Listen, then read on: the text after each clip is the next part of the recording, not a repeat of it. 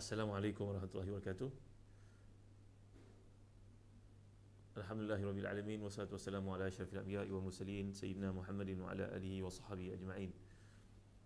Allahumma salli wa sallim wa barik ala Muhammad wa ala ali Muhammad kama sallaita wa sallamta wa barakta ala Ibrahim wa ala ali Ibrahim fil alamin innaka Hamidum Majid. Amma ba'd. Ahlan wa sahlan kepada sahabat yang hadir pada tengah hari yang mulia ni. Ya, bunga guguran, Rafisa, Syah dan semua yang hadir pada tengah hari yang mulia ni. Mudah-mudahan di samping santapan jasmani yang kita nikmati, kita juga menikmati santapan rohani, iaitulah dengan memperbaiki akhlak kita dengan Allah dan akhlak kita dengan manusia. Ya, jadi tuan-tuan dimuliakan Allah sekalian, jangan lupa share video ni kepada sahabat kita yang lain. Mudah-mudahan dengan apa yang kita kongsikan itu menjadi sebab manusia mendapat hidayah di sisi Allah SWT. Ya. Jadi topik yang dibincangkan tengah ini sangat penting, menangkan ramai orang bertanya, ramai orang bercerita, ya, di Facebook ke, di media sosial apa sahaja sekalipun, kita dapat lihat macam-macam orang bercerita tentang macam mana nak dapat rezeki lebih. Dan dalam mencari rezeki lebih itu jangan lupa, ya, kalau kita tidak menjaga adab dan juga panduan yang betul, kita ni ibarat kallazi yabni baitan wa yahdimu misra. Ada orang dalam hidup ni dia seumpama membina sebuah rumah, tetapi dia merobohkan satu bandar, satu town, satu city habis kerana sikapnya ataupun tindakan yang salah itu. Kallazi yabni baitan wa yahdimu misra. Orang ini seperti dia. Alhamdulillah, Ustaz nulis, barakallahu fikum, Siti Bajura yang hadir semua, tolong share teman yang lain. Mereka ni sedang membina sebuah rumah, tetapi dalam masa yang sama dia merobohkan satu bandar. Alangkah ruginya kan, bina sebuah, roboh habis semua satu bandar. Inilah mereka yang tidak menjaga hubungannya dengan Allah SWT. Sibuk mencerita tentang rezeki, tapi dia terlupa perkara-perkara yang boleh menghancurkan rezeki dia dan menyempitkannya. Dia buat satu perkara tapi banyak perkara lain dia lakukan. Perkara itu menyebabkan rezeki jauh daripada kita dan rezeki jauh daripada seorang. Nauzubillah, tuan-tuan, ya. Jadi saya nak simpulkan masa ringkas ni, waktu yang terbatas ni, apakah perkara-perkara yang boleh menyebabkan rezeki sempit, rezeki terhalang, ya, susah sangat mencari rezeki pada hari ini. Kenapa? Ibarat orang menggali lubang untuk menanam lubang yang lain. Inilah kerja orang berhutang, tak selesai, pinjam untuk bayar hutang yang lama. Sian, bila nak selesai masalah, tuan-tuan? Ya. Baik. Perkara pertama yang telah pun dinyatakan oleh para ulama, Islam ni tak meninggalkan satu perkara pun melainkan ada bahasanya, rujukannya. Ma faratna fil kitab min syai'. Kami tak tinggal apa jua benda sekalipun melainkan ada rujukannya, bahasanya. Perkara itu telah pun disebut oleh Allah, baik oleh Nabi SAW, oleh para sahabat, oleh para ulama. Perkara pertama adalah kerana at-tawakkul wa adam al-akhzi bil asbab. Orang ini dia bukan tawakal, dia tawakul. Tawakul ni dia menyerahkan diri bulat-bulat, ya, menyerahkan diri kepada takdir. Tak apalah, rezeki aku dah ditetapkan, maka duduk lepak begini saja. Burung pun diberi makan oleh Allah SWT. Dalam hadis, law annakum tatawakkaluna 'ala Allahi haqqa tawakkuli razaqakum kama yarzuqut tayr yakhruju bitanan yakhruju khimasan wa yarji'u bitana. Kalau kamu tawakal kepada Allah SWT dengan sebenar-benarnya, dalam hadis sahih ini, kamu akan diberi rezeki oleh Allah sebagaimana burung, keluarnya perut kempis, pulangnya perut penuh. Si fulan ni baca hadis ni tapi dia terlupa, burung tu bukan duduk kat sangkar dia menanti datang makanan untuknya. Tak, burung tu keluar mencari rezeki. Pagi-pagi dia dah keluar, petang kan dekat maghrib, kita nampak riuh rendah, burung pulang kan. Ni tarbiyah Allah pada sang burung. Burung pun ada banyak kali disebut oleh Allah SWT dalam Al-Quran, contohnya surah Al-Mulk. Supaya kita perhatikan, tuan-tuan dimuliakan Allah sekalian, ya. Jadi perkataan lawan kepada tawakul adalah tawakul, wazannya tafa'ul. Kalau tawakul ni tafa'ul, tapi kalau tawakul tafa'ul, diduduk je menanti. Sayyidina Umar Khattab radhiyallahu anhu bila melihat mereka duduk kat masjid menantikan habuan makanan dan juga bantuan diberikan oleh pihak tertentu, Sayyidina Umar halau mereka, Sayyidina Umar sebat mereka, suruh keluar cari rezeki. Siapa nak bagi kamu makan kat sini, duduk pemalas macam ni? Siapa nak bagi makan rezeki, nak bagi pada anak isteri kamu bahagian mereka, makanan mereka? Kalau tidak kamu, keluar kamu dari Masjid Nabawi ni, jangan duduk kat sini jadi pemalas. Ya, jadi tuan-tuan, yang pertama sekali, rezeki jauh kerana kita ni salah bentuk. Ya, nampaknya di Instagram audionya lebih jelas. Ya, terima kasih kepada tuan-tuan yang hadir bersama. Kenapa Facebook tak jelas Kenapa ni Facebook ada masalah apa ke? Okey. Yang kedua, yang kedua, isu yang berlaku kerana rezeki sempit ni tuan-tuan, ada takhtit al-kafi lil kasbi sahih. Adam takhtit. Kita ni tidak buat perancangan yang betul. Kena buat perancangan lah, kena buat target, kena buat ada fokus. Kalau kita belum mampu untuk engage accountant yang bertauliah, kita dapatkan nasihat daripada orang tertentu, kena ada orang jadi bookkeeper, apa dipanggil, bookkeeper, untuk macam mana? Tak pakai baju. Okey. Jadi kena ada orang tengok perancangan kita macam mana belajar, kena belajar CAPEX, OPEX operation cost dengan apa? Capital cost kan. Kena belajar ni semua tuan-tuan. Kena menguasai benda ni. Kadang-kadang orang belajar tinggi, ada PhD dalam bidang MBA pun tentu dapat run business kan. Ada orang belajar tak tinggi pun, yelah orang belajar tinggi dia terikat dengan macam-macam pantalarangnya, tapi orang belajar tak tinggi ni dia main rendah je. Asalkan pandai campur tolak bahagi kali. Allahu Akbar, sahabat saya kat Melaka. Terima kasih hadir bersama-sama. Beliau dulu belajar kat sekolah tak pandai pun cakap pada saya. Tapi sekarang dah ada 30 buah lori tau. Dekat Melaka, 30 buah lori gas. Sahabat saya yang hadir pada tengah hari ni. Allahu Akbar, barakallahu fikum. Moga dapat belajar, kita semangat bersama-sama walaupun kata dengan saya, Zazan, Ana ni tak pandai pun DYDX, AdMaths tak belajar pun, tak pergi universiti pun, tapi kumpul-kumpul belajar ni disiplin, letak pada campur tolak kali bagi kan. Lori satu bawa gas banyak ni kali banyak ni, itu je cukup, kalkulator pun dah ada. Jadi tuan-tuan, maksudnya ada takhtit al-kafi lil kasbi sahih. Kita dalam kehidupan ni, walaupun kita makan gaji ke, kita jadi cikgu ke, jadi PhD ke, jadi businessman ke, mesti ada takhtit, mesti ada satu perancangan keuangan, mesti ada financial planning yang betul. Bukanlah kita kena engage orang bayar mahal untuk buat kerja, tak, kita kena tengok berapa masuk, berapa keluar, inflow dengan outflow, cash flow kita kena jaga kan tuan-tuan. Maka sebenarnya bukan saja orang berniaga, bahkan dalam kehidupan pun kita mesti ada target, bila nak pergi haji, bila nak pergi umrah. Sebagai contoh kan, walaupun kita kerja technician je, kerani sekalipun, berapa banyak kita nak simpan bulanan, supaya ujungnya kita dapat keuangan yang cukup untuk betul rumah, betul kereta, beli kereta baru kalau perlu. Dan kemudian mesti ada perancangan untuk pergi haji, letak dalam niat. Jangan tunggu orang nak sponsor.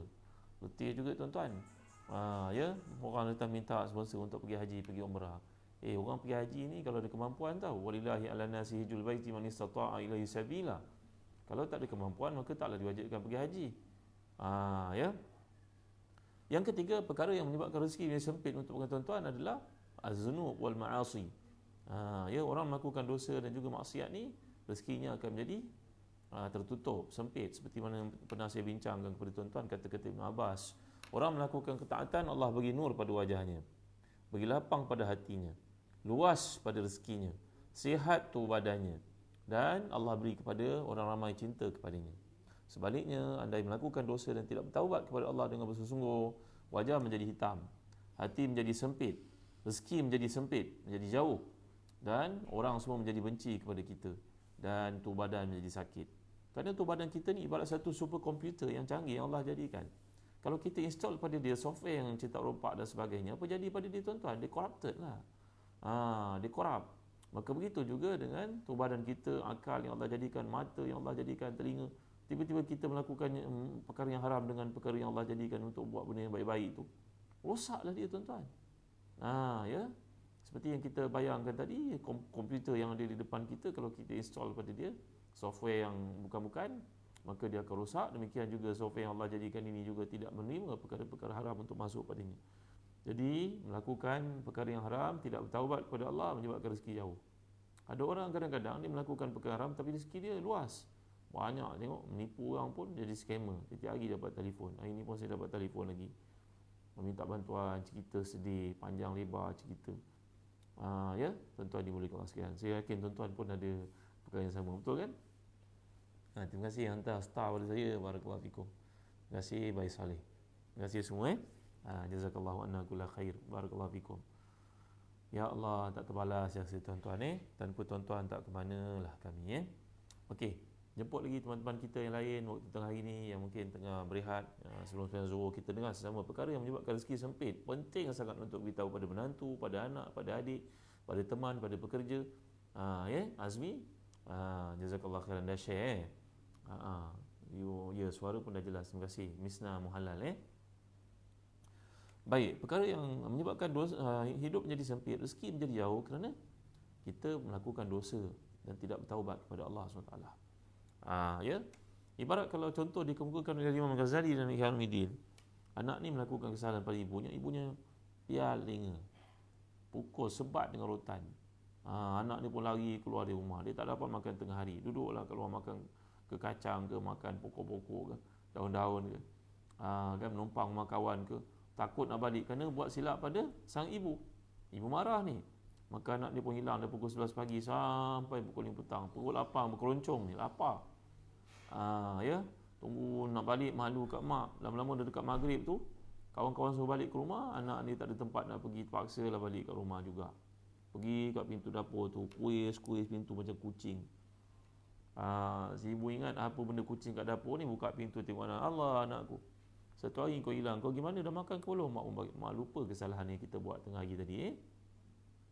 Maka alillahil mathalul a'la, Allah SWT, Muhammad Harun tak layak kita samakan dengan manusia. Ini hanya takrib saja, takribul mithal, untuk kita mudah faham, supaya dengan konteks perhubungan dengan Allah lebih mesra, lebih intim dengan hubungan dengan manusia. Maka bila melakukan kesalahan, Allah hukum kita bertujuan untuk kita kembali kepadanya. Maka dalam tempoh itu minta tak dapat, minta tak dapat kerana melakukan dosa. Macam si anak tadi buat salah pada ibunya, sepanjang hari itu dia hilang, mak dia tak bagi dia makan. Kau rasakan,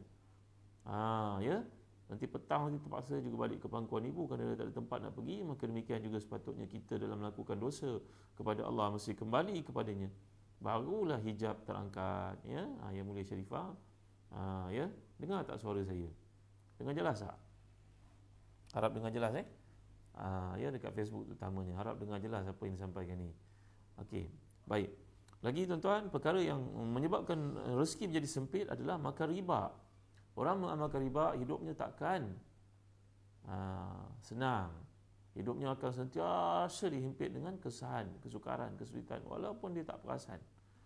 Tuan-tuan, jangan menyangkakan banyak itu pada yang berlipat-lipat, yang berkumpul-kumpul banyak dalam bank, tak ada guna kalau tiada berkat padanya, tahu. Jaga diri kita daripada makan riba. Saya pernah cerita pada tuan-tuan daripada Ibnu Hajar Al-Haytami membawakan kitabnya Zawajir, kisah bagaimana seorang yang makan riba dalam hidupnya, walaupun malam bulan Ramadan pun kuburnya kedengaran suara, dia dihukum oleh Allah Ta'ala. Kata Ibnu Hajar, yang baca Quran di kubur ibu ayahnya menjelang hari terakhir Ramadan dan dia target malam-malam Qadar, tiba-tiba pada malam itu dia mendengar, pada penghujung malam itu dia dengar suara dengusan di kubur. Ibnu Hajar menjadi hairan, suara siapakah ini? Beliau sedang baca Al-Quran untuk ayah ibunya yang telah wafat. Akhirnya bila diusul peksa, bukan dia mendedahkan aib, jangan sebut aib orang telah mati, tapi Ibnu Hajar kemudian telah pun melihat, mengkaji siapakah orang yang suara kedengaran daripada kuburnya itu menandakan dia diseksa. Rupa-rupanya si fulan itu dalam hidupnya mengamalkan riba walaupun rajin ke masjid. Ingat tahu, riba ni macam ada 60 pintu. Pintu yang paling ringan daripada melakukan riba, umpama seorang lelaki berzina dengan ibunya sendiri. Dalam hadis sahih menyatakan demikian. Ataupun seorang perempuan berzina dengan anak lelaki sendiri. Sanggupkah seseorang melakukan demikian, tuan-tuan? Tuan-tuan dimuliakan Allah sekalian. Lihat Jadi orang yang terlibat dengan riba, rezekinya menjadi sempit. Walaupun dia nampak kaya, tapi kerana hatinya sudah keras, dan itu menjadi satu istidraj untuknya. Istidrajnya datang dari perkataan darajah. Dia darjun. Dengar suara tapi tak jelas. Kenapa ni? Tolong selesaikan masalah ni. Facebook ni kenapa ni? Masih tak berapa dengar ke? Apa masalah yang berlaku ni? Jadi tuan-tuan dimuliakan Allah sekalian, harap tuan-tuan kalau ada tak apa dengar, tuan-tuan boleh pergi ke Instagram Ustaz Zahazan, boleh mungkin lebih jelas kat situ. Baik. Jadi perkara yang namanya makan riba ini menyebabkan rezeki menjadi sempit, tuan-tuan dimuliakan Allah sekalian. Rezeki menjadi jauh. Apa masalah, dengar tak Facebook? Dengar. Dengar, cuma dia jauh kejap. Ya. Kalau tak, kita tak payah pakai ni lah. Tak payah pakai ni. Ya. Jadi tuan-tuan dimulakan sekalian, dengar ya. Dengar dah. Okey, baik. Jadi kembali kita kepada perkara yang namanya makan riba ni menyebabkan rezeki menjadi sempit. Walaupun nampak orang itu kaya, tapi jangan biarkan kita ni berlaku pada kita namanya istidraj. Apakah istidraj? Istidraj ini suara sangat perlahan ke Timah? Masih perlahan ke? Dah okey ke? Sahabat di Kedah okey. Dah dengar ya? Dah dengar. Baik. Penting sebab topik ni tahu sampai kepada teman-teman kita, anak kita, ambil kesempatan untuk dengar sekejap. Ya, topik tentang kenapa rezeki menjadi sempit. Lebih jelas sekarang, alhamdulillah, syukur Kenapa rezeki menjadi sempit? Yang keempat, makan riba.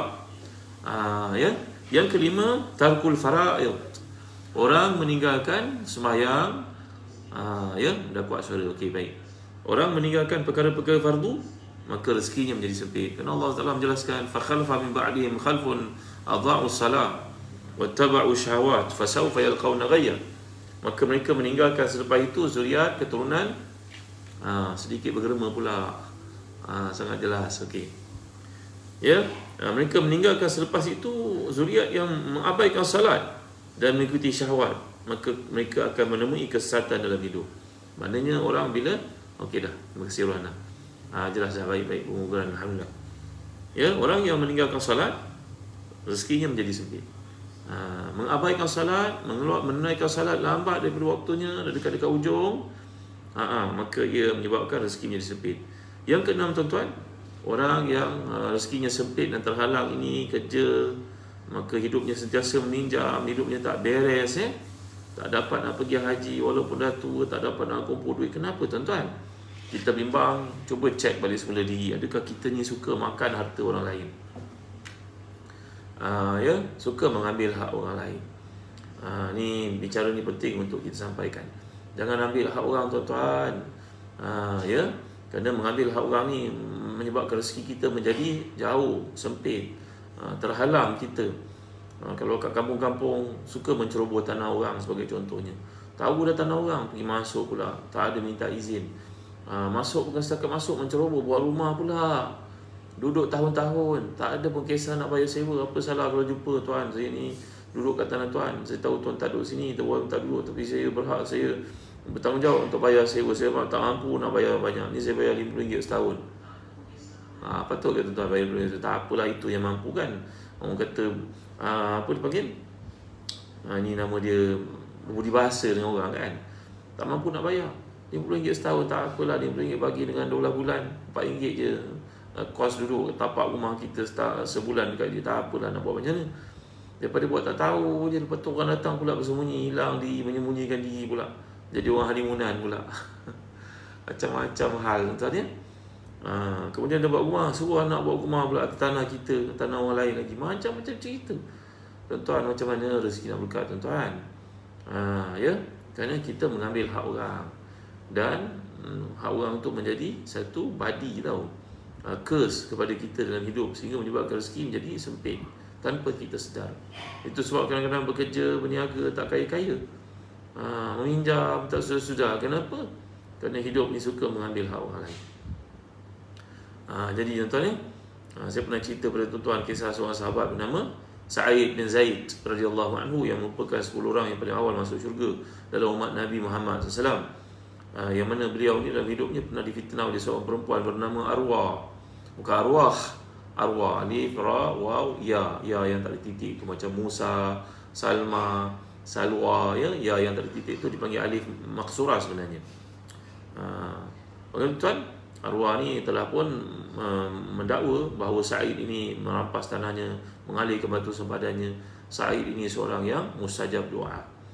Lalu beliau berdoa kepada Allah, ya Allah, kalau perempuan ini purposely mengatakan aku buat demikian kerana perasaan dengki dan juga buruk hatinya, busuk hatinya kepada aku, maka butakan matanya dan matikan dia dalam keadaan hina, panjangkan umurnya, dan tunjuklah kepada manusia semua bahawa aku tak pernah zalim pada haknya.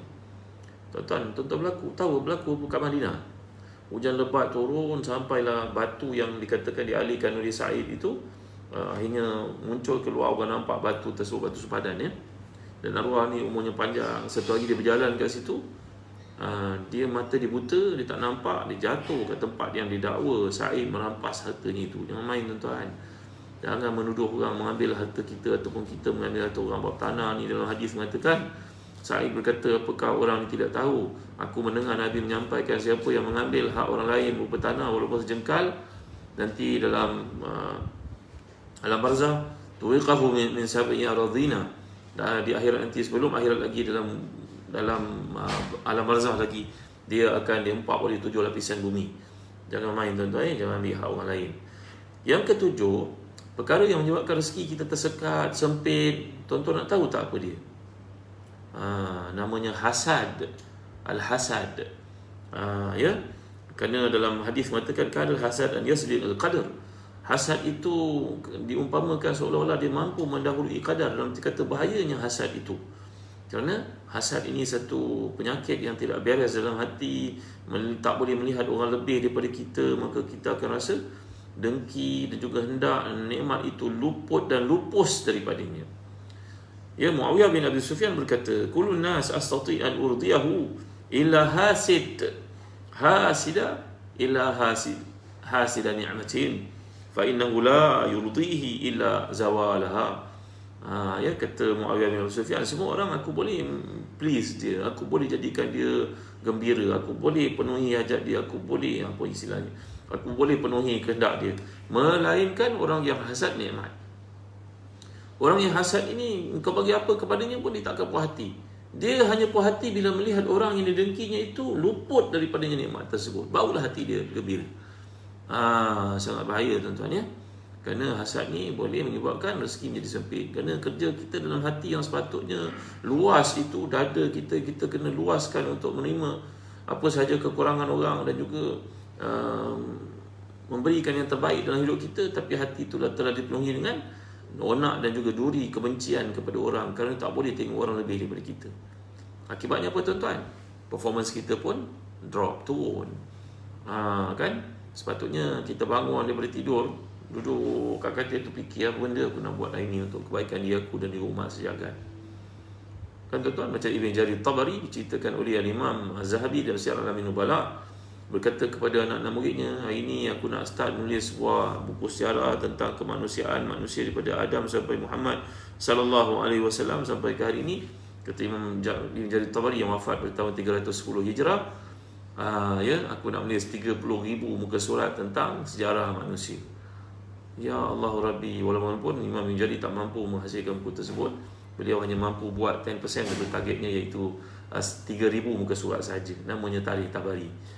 Walaupun demikian, sangat besar jasanya kepada kita semua orang baca buku ni dan mendapat faedah manfaat yang banyak. Kan? Bangun pagi, duduk sekejap, termenung, muhasabah diri, fikir apa benda aku nak buat hari ni ya.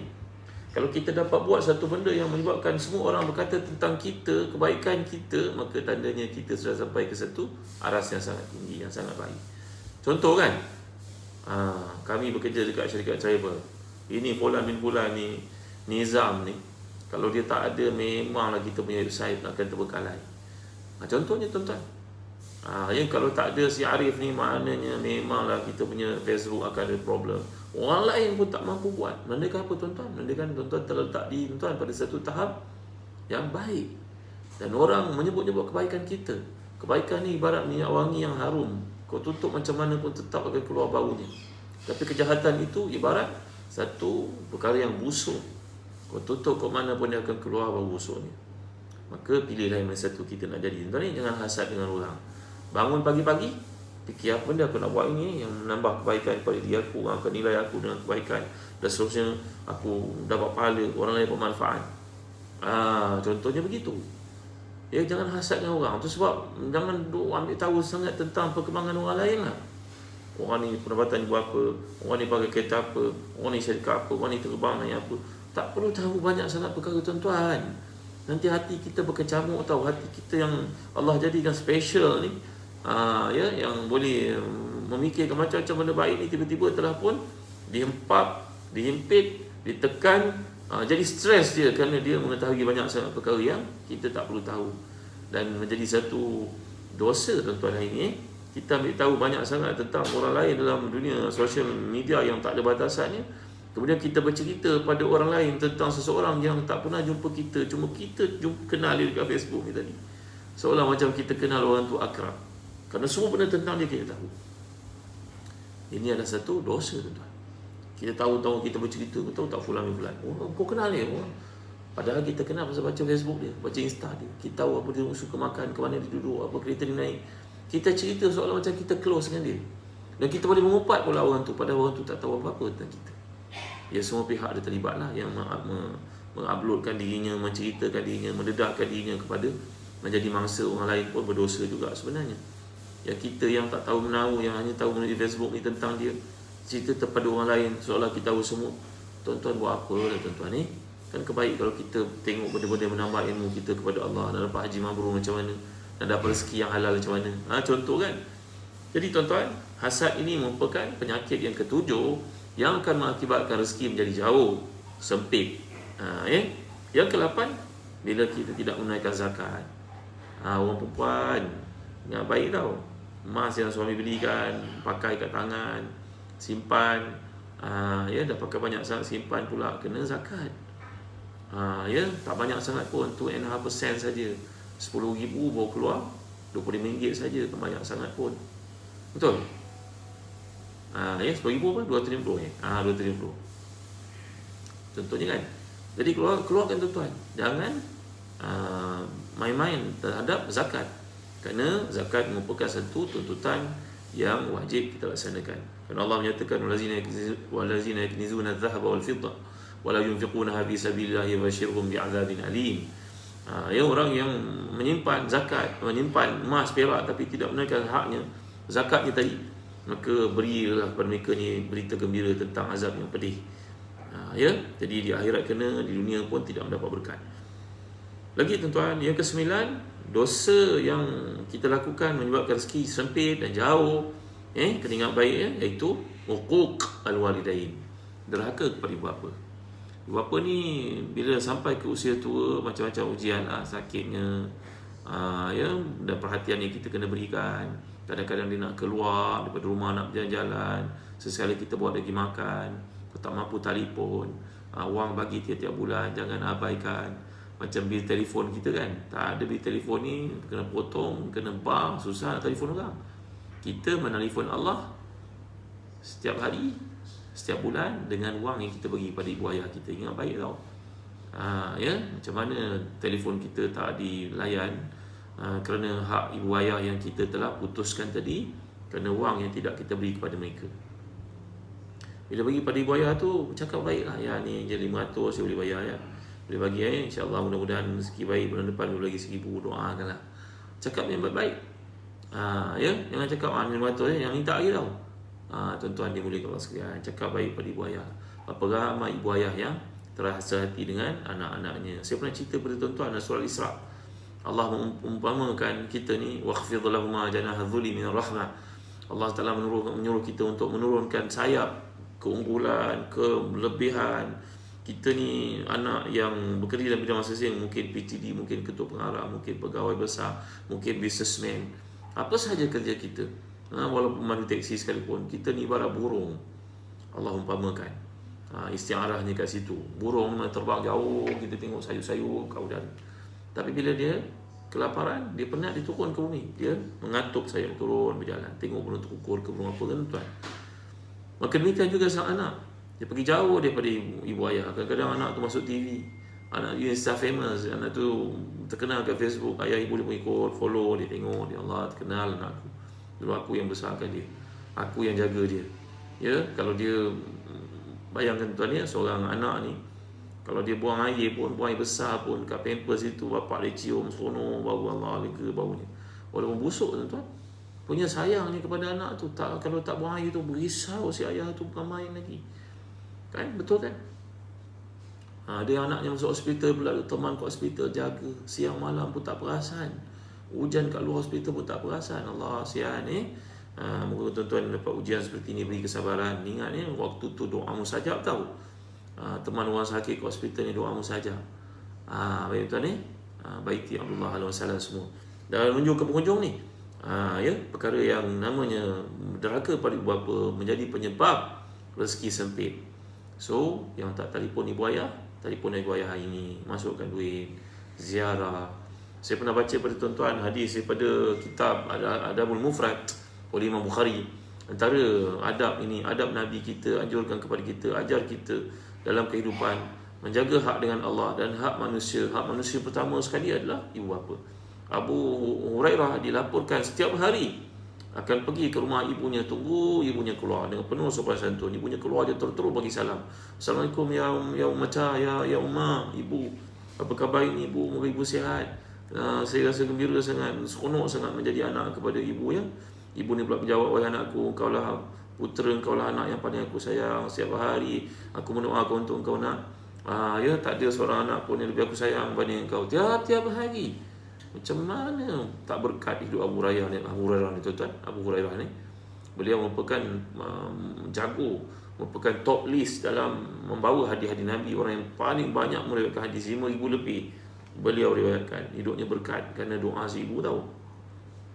So kita nak hidup berkat, jaga hubungan dengan ayah ibu. Tak terbayanglah tuan-tuan kalau orang tu derhaka pada ibu ayahnya, sampai berperang dengan ibu ayahnya, bergaduh dengan ibu ayahnya. Cerita pula kat Facebook tentang pergaduhan ibu ayah. La ilaha illallah, masalah apa punya manusia ni tuan-tuan. Ya, yang ke-9, sebab rezeki jauh daripada seseorang itu kerana derhaka pada ibu bapa. Na'udzubillah tuan-tuan. Jaga ya hubungan ibu bapa. Yang ke-10, rezeki sempit kerana qati'atur rahim. Putus silaturahim, tak jaga hubungan adik-beradik. Sama juga dengan ibu ayah ni, adik-beradik pun kena jaga juga. Ya, man arada yusatalahu fi rizqi wa yusalahu fi asari falyasil rahimah. Kata Nabi sallallahu alaihi wasallam dalam hadis sahih riwayat Nasa'i, siapa yang nak rezekinya luas, umurnya panjang, berkat, maka jagalah silaturahim. Rahim berarti dari perkataan rahimun, nama Allah Taala, ataupun rahim. Ya, Zalilah al-masalan. Ya, tolong share pada teman-teman yang lain yang lupa tahu. Ya, ataupun berarti rahim, iaitu satu anggota dalam badan seseorang perempuan yang daripadanya lahir keturunan yang ramai. Jadi perkataan silaturahim ni datang perkataan nama Allah yang bersifat rahmat, ataupun satu tempat asal usul kita daripada nenek yang sama, ibu yang sama, maka berkembang biak menjadi zuriat yang ramai, maka tentu ada pertautan darah daging ni tadi. Jadi itulah namanya silaturahim, iaitu yang punya perhubungan dengan kita adik-beradik, pakcik, makcik, sepupu, dua pupu, tiga pupu dan sebagainya. Ya, dan selepas itu barulah rakan taulan kita. Ya, kalau rakan taulan tu tiba kita pun rectify, kita pun identify merupakan keluarga kita juga rupanya waris, maka kena jaga hubungan tersebut. Ya, kalau kejiranan ini ada 3 bentuk. Yang pertama, jiran saja. Yang kedua, jiran dan juga hubungan persaudaraan Islam. Yang ketiga, jiran persaudaraan Islam campur pula hubungan silaturahim. Maka yang pertama ni punya 3 hak atas kita. Hak kejiranan, hak keislaman, hak persaudaraan, iaitu silaturahim. Kalau yang kedua punya hak kejiranan dan juga persaudaraan Islam saja. Yang ketiga mungkin orang itu bukan Islam, dia tetap ada hak atas kita, iaitu satu saja, hak kejiranan. Ya, jadi bagi keutamaan kepada yang 3 hak tadi. Tuan-tuan, lagi perkara yang menyebabkan rezeki menjadi jauh dari kita yang ke-11 adalah al-kazib wal ihtikar. Berbohong. Ya, berbohong dan juga monopoli.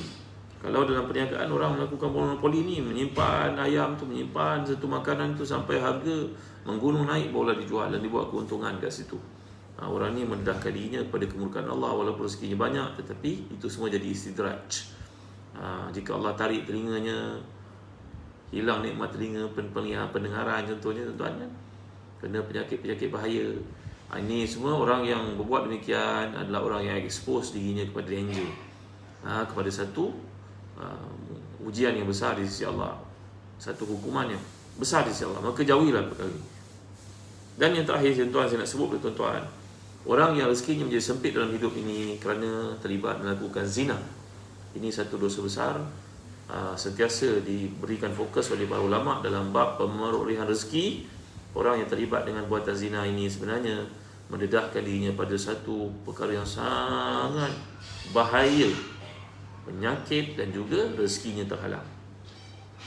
Dan itu satu riwayat daripada sahabat yang mulia namanya Abdullah bin Umar radhiyallahu anhu, yang kita iyyaka wazina fa innahu yurithul faqra. Iyyaka wazina fa innahu yurithul faqra. Hendaklah engkau menjauhi dirimu daripada melakukan zina, kerana ia menyebabkan diri kamu terdedah pada kemiskinan, kefakiran. Ya, jadi bagi mereka yang terlibat melakukan dosa ini, taubat kepada Allah dengan sebenar-benarnya. Apabila tidak dihukum dengan hukuman Islam yang ada pada ini, kalau orang tu dah berkahwin, hukumannya adalah rejam sampai mati. Tapi yang ini tidak ada lagi negara yang melakukan demikian, tuan-tuan. Yang kedua, kalau orang ni belum berkahwin, hukumannya adalah sebat 100 kali. Tapi hukumannya semua tidak ada dalam negara kita. Ya, mudah-mudahan Allah Ta'ala memuliakan umat Islam. Kita dapat lihat ditegakkan semula, ya, undang-undang Islam dalam negara umat Islam pada hari ini. Ya, kita mohonlah kepada Allah keampunan, kerana perkara ini semua tak dapat dilakukan kerana lemahnya kita dan jauhnya kita daripada Islam yang sebenarnya. Walaupun demikian, mereka telah terlibat melakukan perbuatan yang haram, taubat kepada Allah dengan sebenar-benarnya. Ya, dan mohonlah kepada Allah Ta'ala supaya jauh daripada perkara semikian. Tadi saya sebut awal-awal tadi tentang perkara yang ada mutakhtit al-kahfi lil-kasbi sahih. Orang ini dalam hidupnya tidak ada perancangan. Saya nak cerita pada tuan-tuan. Ya, ada seorang sahabat Nabi. Nabi beri kepadanya wang sebanyak 1 dinar untuk beli kambing di pasar. Ini ambil 1 dinar, pergi ke pasar beli kambing. Hebatnya sahabat ni, dia sampai ke Madinah, dia beli. Pasar Madinah, dia beli seekor kambing. Harga 1 dinar. Tentunya tu macam 1000 kita lah. Bila dia nak pulang, dia beritahu siapa nak beli kambing Rasulullah. Siapa bayar paling banyak, dia ambil kambing ni. Pandai dia tuan-tuan ni. Maka berebut-rebutlah orang nak beli. Seorang daripadanya menawarkan harga 2 dinar. Tadi beli dinar je. Ini dia pun, orang itu, sahabat itu menjual kepada yang nak beli harga 2 dinar. Banyak lah tu. Beli 1 dinar, jual 2 dinar, banyak apa? Maka dia pun dapat 2 dinar tu, dia pergi semula ke pasar, beli lagi seekor kambing. Kambing tadi dah jual, kambing Rasulullah kan. Sekarang dia pulang jumpa Rasulullah, membawa 1 dinar dan seekor kambing. Dia bagi Nabi, wahai Rasulullah, ini kambing ni. Macam mana duit ni boleh kekal? Dia pun ceritakan kepada Rasulullah. Bijaknya beliau di sudut ekonomi dan juga di sudut perniagaan. Jadi orang-orang macam ni kita kena rapatlah tuan-tuan. Jumpa dengan mereka, tanya mereka. Kalau ada kos yang dikeluarkan untuk belajar, bayarlah. Kerana ilmu ni tak mudah. Kadang-kadang kita belajar kat universiti pun tak dapat kepakaran, kebijaksanaan seperti itu kan. Dan begitu juga tuan-tuan dimuliakan Allah sekalian, juga berlaku pada kehidupan sahabat Nabi yang susah. Maka Nabi SAW telah pun berkata kepadanya, kau ada apa kat rumah? Ada satu dapur lah contohnya. Maka Nabi pun suruh dia bawa dapur itu. Nabi pun menjual kepada para sahabat, siapa nak beli dapur? Ya, maka berebut-rebut lah mereka nak beli, kerana Rasulullah yang jual. Maka dapat jumlah wang yang banyak. Nabi kata, kan, dapat duit ini, pergi invest lagi, pergi buat perniagaan lagi. Tanya pada orang yang tahu lagi. Nabi bukanlah seorang saudagar besar. Nabi pernah berniaga, memperdagangkan barang-barang milik Khadijah binti Khuwailid radhiyallahu anha, dan itu menjadi satu prinsip perniagaan yang Nabi kuasai untuk disampaikan kepada sahabat-sahabat baginda sallallahu alaihi wasallam. Jadi tuan-tuan yang dimuliakan Allah sekalian, dalam hidup ni kena belajar, praktis, ya, kontrol keuangan. Jika tak tahu bertanya. Jadi ini semua antara perkara yang boleh menyebabkan rezeki kita dapat kumpulkan. Kadang-kadang ada teman kita, kawan kita berada kat universiti, bekerja sekali, tiba-tiba pada akhirnya ada tanah, banyaknya tanah kau. Macam mana kau dapat tanah ni? Dulu Zazan, anak dulu pinjam duit koperasi, ya, mutarabah, pinjam duit, dapat duit beli tanah. Kemudian tanah tu ada pokok getah, ya, getah pun keluar, gunakan duit itu untuk bayar pinjaman koperasi ni tadi, pinjaman Islamik lah, financing Islamik lah, ada caranya, akad dan sebagainya. Kena dapat duit lagi, beri invest lagi, beri tanah ke kampung. Jadi sekarang Alhamdulillah dalam diam je dah ada 20 ekar tanah. Allahu Akbar, hebat orang ni tuan-tuan ni. Jadi orang semikian kita dekatkan diri kita dengan mereka, belajar dari mereka, tanya daripada mereka. Dan perkara-perkara yang telah saya sebutkan tadi, satu-satu saya ulang balik ya. Perkara yang menyebabkan rezeki sempit, nombor 1 tawakul, bukan tawakul, menyerahkan diri sepenuhnya pada takdir, tak mau usaha langsung. Yang kedua ada mutakhtit, tak ada perancangan dan tak mau belajar perancangan. Hidup tu kalau nak pergi beli buah pisang, keluarkan duit pada kocik, tak ada kira-kira, orang kira lah. Yang dalam kocik ada RM100, nak beli RM20 dah, RM20 ni kan, jangan lupa balik nak kena beli telur, nak beli apa. Fikirlah jangan habis duit waktu tu juga. Makan lantak je begitu, tak ada takhtit langsung. Yang ketiga, dosa-dosa dan juga maksiat menjadi penghalang pada rezeki, jadi rezeki sempit. Yang keempat, orang pengamal riba, rezekinya sempit. Yang kelima, meninggalkan benda-benda fardu dalam hidup, tuntutan fardu. Yang keenam, makan hak orang lain. Yang ketujuh, hasad. Saya dah sebut tadi kata-kata Muawiyah bin Abi Sufyan. Bahayanya hasad itu, dia menghapuskan berkat pada hidup. Yang ke-8, tak menunaikan zakat. Yang ke-9, derhaka pada ibu bapa. Yang ke-10, tak menjaga silaturahim, mutus silaturahim. Yang ke-11, berdusta dan juga monopoli. Yang ke-12, zina. Secara khusus sebut oleh para ulama menjadi penghalang pada rezeki. Mudah-mudahan Allah selamatkan kita daripada segala musibah akhir zaman dan ujian pada ini. Manusia terlibat melakukan perkara haram, menyelah dengan menyelak-nyelak pada handphonenya, dan Allah selamatkan kita semua tuan-tuan ni. Jangan lupa tuan-tuan, kami di Zahazan Travel ada buat promosi. Buku ni sangat penting untuk tuan-tuan miliki. Ketahuilah atlas penyebaran Islam di negara kita, negara jiran. Menarik untuk kita baca. Buku ni penuh dengan peta tuan-tuan. Research yang telah dibuat oleh doktor pakar sejarah namanya Syauqi Abu Khalil. Dapatkan daripada Zahazan Travel. Dan begitu juga tuan-tuan, kami ada mempromosikan Habatus Sauda, jenama birka, yang tuan-tuan sangat penting untuk makan dalam musim seperti sekarang ni, penyakit tersebar tuan-tuan ni. Dari proses macam ni, dapatkan pada Zahazan Travel. Ramai yang telah guna, alhamdulillah. Ibu yang menyusukan anak, susunya tambah, dia yang rambutnya gugur, alhamdulillah dengan makan Habatus Sauda rambutnya tidak gugur. Yang tidak boleh tidur malam, ramai banyak yang telah bagi testimoni, alhamdulillah, yang baik-baik tuan ni. Dapatkan daripada kami Habatus Sauda jenama birkah. Order segera sementara stok masih ada. Senang nak letak dalam handbag, dalam briefcase dan sebagainya. Begitu je tuan-tuan, kami ada menunaikan umrah dalam bulan 8, bulan 9, 10, 11, ada kekosongan lagi, 12 ada sikit kekosongan lagi. Join kami menunaikan umrah bersama Zahazan Travel. Ya, pergi bersama dengan ustaz-ustaz yang berkelayakan, yang Ana pilih, sahabat baik Ana seperti Ustaz Muhammad Tawau, Tuan Guru Ustaz Sudin dari Melaka, dan ramai lagi beberapa orang lagi yang turut terlibat untuk menjadi penyelia musyrif dalam rombongan tuan-tuan. InsyaAllah bukan setakat pelancongan, bukan setakat perjalanan, dan penuh pengisian. Jom bersama dengan Zahazan Travel. Baik tuan ni, terima kasih kerana hadir tengah hari ni. Jangan lupa share video ni kepada teman-teman lain, kerana ramai di luar sana yang merasa rezekinya sempit, dia tak sedar perkara-perkara yang dilakukan itu menjadi penghalang kepada rezeki dalam hidup. Mari kita war-warkan video ni supaya sahabat-sahabat kita kat luar dapat keluar daripada kepompong kemiskinan. Sayyidi pernah kata, laukan al-faqru rajulan la qataltuhu. Sayyidi kata, kalau kemiskinan itu menjelma jadi lelaki, aku akan bunuh dia. Sayyidi kata demikian. Kerana banyak orang yang tergugat agamanya kerana kemiskinan. Tapi macam mana nak keluar dari kemiskinan kalau kita tidak tahu jalan? Orang tahu beritahu kepada kita kan, jangan pergi syaram kat sini sebenarnya. Yang pergi jauh-jauh buat apa? Buang minyak, buang masa, buat apa? Ni jalan, ada GPS. Begitu juga mencari rezeki pun ada jalannya. Ya, jadi terima kasih pada Ida. Ya, terima kasih pada Ida belia Muhammad. Ya, terima kasih pada sahabat yang hadir bersama pada tengah hari ini. Ya, kepada sahabat saya yang telah share dan juga send star kepada kita. Terima kasih Din Samad. Terima kasih. Terima kasih. Jumpa lagi. Sallallahu alaihi wasallam. Walhamdulillahirabbil alamin. Barakallahu fikum. Tuan-tuan beli buku ni, tuan-tuan dapat hadiah tau. Dapat hadiah majalah Solusi. Ini bagi majalah. Majalah ni dah tak ada. Bahan dalam rujukan dalamnya, cerita-cerita dalam ni. Dia adalah satu bahan masterpiece, insya-Allah. Boleh kita baca, tambah ilmu. Antara hadiah yang bakal tuan-tuan dapat. Okey, tuan-tuan, setakat ni saja dulu. Dapatkan buku ni tau, Atlas Penyebaran Islam. Sangat menarik. Hadiahkan diri kita, hadiah masjid, surau, teman-teman, anak kita, koperasi, maktabah, library dan sebagainya. Ya, surau, pejabat, jadikan coffee table book, orang boleh baca sementara tunggu kita dapat manfaat daripadanya. Sekian.